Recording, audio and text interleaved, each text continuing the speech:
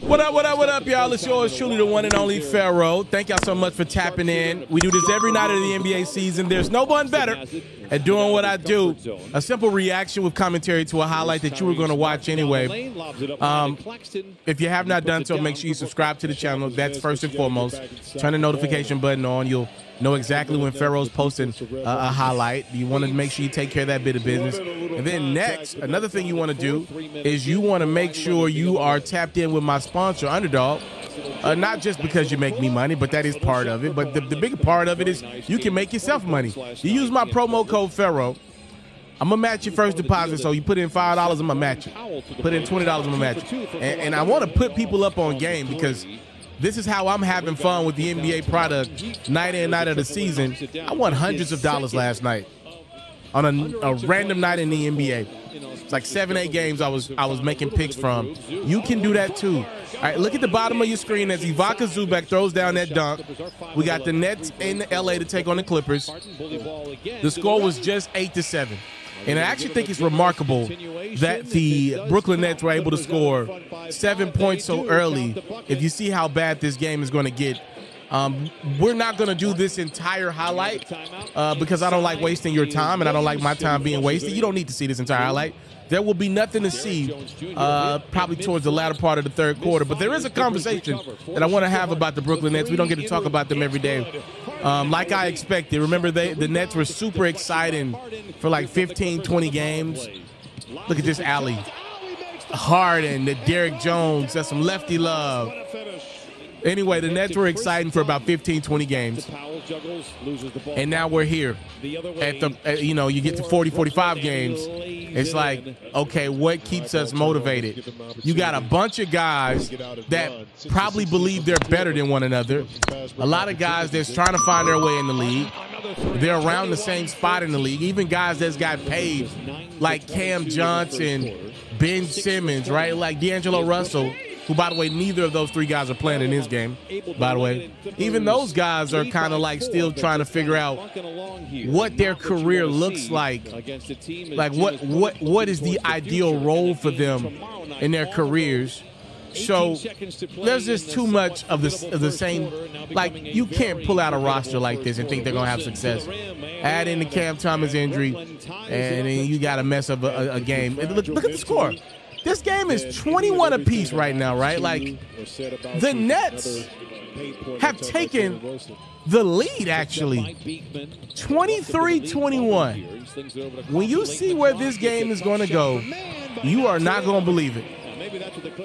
The Nets, I think, really did a disservice to their fan base by going in and trading Dorian Finney-Smith.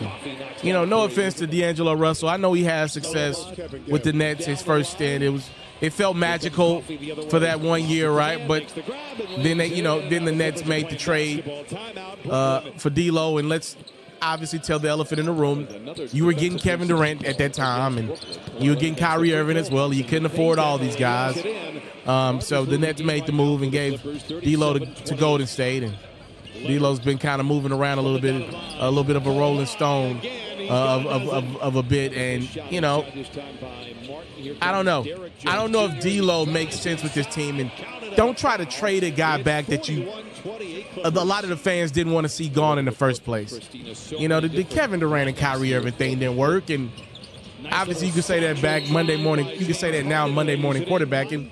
But, like, the Nets fan base had to watch a guy that was developing with the young guys in D'Lo walk out of their door for guys like Kevin Durant and Kyrie. They don't give a damn about their Nets. I don't think that's even going to be mentioned a part of these dudes' legacy. They're not getting their jerseys retired in Brooklyn. You had a guy in D'Lo that could have potentially gotten his jersey retired with your organization, potentially, with the way he was playing. If he would have been an all-star going forward in Brooklyn, who knows where his career is at. You traded him. You got KD. I get it. But you didn't win anything. And now you try to trade D'Lo back to me. Like, that's almost like spit in the fan base's face. So the Nets are a mess. I expect them to be a seller at the deadline as Norman Powell makes it a 31-point game. And keep in mind, this game was like 28 apiece. Oh, my goodness. The Nets have just stopped scoring. They're no longer scoring. So, like, Brooklyn's a disaster. I think the Clippers are playing good ball. But y'all know I've been high on the Clippers all year anyway. I always think Harden is going to bring out the best of guys in the regular season. He's just not a playoff guy. But regular season, with the talent that the Clippers got and Ty Lue at coach, anytime you put Harden and Ty Lue in underdog spots, they're going to show you how good they can be, both of them. So I'm not surprised. But, I think this is more about the Nets than it is the Clippers. This game, at least, is. I mean, they were playing decent ball. It ain't like the Clippers just boggled down and locked up the Nets defensively. This is about a poor team and guys that are playing with each other that are not used to playing with each other. It's embarrassing. I feel bad for some of these guys. Keon Johnson of all. I don't know him, but we got mutual friends at Tennessee. Like this is embarrassing, man. This is embarrassing. We are at 82-38 right now. Another James Harden to Derrick Jones alley-oop. This game is emphatically over. Beautiful looking shot is Norman Powell.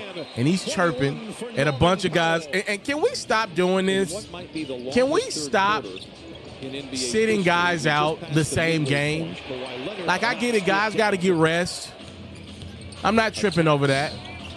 But can we stop doing it the same game? Like the Nets are not good enough to win a basketball game with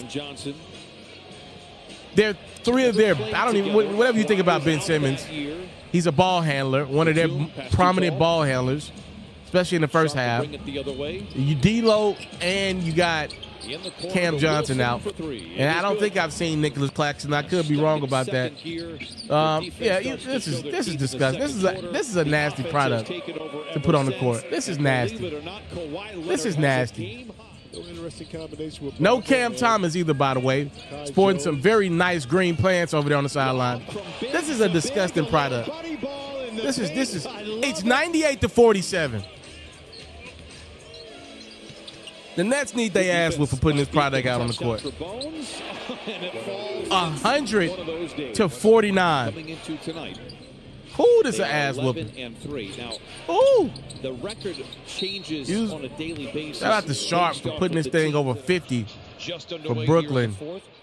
Kawhi, y'all know Kawhi was finna get up out of there. If anybody wasn't gonna play basketball, it's a guy that we don't think really wants to play basketball.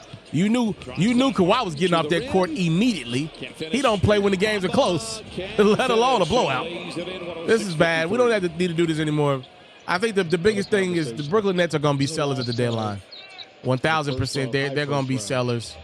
This team is egregious. And when you decide to sit your 3 or 4 your best players in the same game, and it's in L.A., I don't know where these guys went the night before. I don't know. Do some of these guys have property in L.A.? Definitely D-Lo, I'm assuming. Maybe checking on his property with the wildfires in L.A. I don't know. I don't know what happened, but this is disgusting and demoralizing. Thank y'all so much. Time, love, and support. Let's get out of here. I'm feeling lower on my look. This is making me feel bad about 2025 just watching this. Oh my goodness. If you love flexing your sports knowledge, you should head over to the best place to play fantasy sports and win some money while you're at it. That's Underdog. For me, I love the pick'em game. It's super simple to play too. All you got to do is go to the Underdog website or app. You got to pick whether a player will have a higher or lower stat line for that specific game. You get your picks right, and you can win up to 1,000 times your money. And when you sign up, if you use your boy's promo code, which is Pharaoh, your deposit will get matched up to $1,000 is available to you in bonus cash. You can't beat that. Tap in with Underdog. My promo code is Pharaoh.